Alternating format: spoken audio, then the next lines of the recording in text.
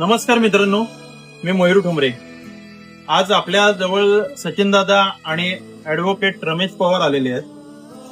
हे ह्या गोष्टीसाठी आलेले आहेत कारण का एक छोटा 5 वर्षाचा मुलगा आहे, त्याच्या डोळ्याला अत्यंत गंभीर दुखापत झालेली आहे आणि त्या डोळ्याची परिस्थिती अशी झाली, तुम्ही स्क्रीन मध्ये बघू शकता की डॉक्टरांनी त्याला सांगितलंय येत्या शनिवारपर्यंत जर त्याच्या दुसऱ्या डोळ्याचं जर ऑपरेशन झालं नाही तर तो पण डोळा निकामी होऊ शकतो आणि जो सेप्टिक झालेला आहे तो संपूर्ण मेंदूमध्ये जाऊ शकतो.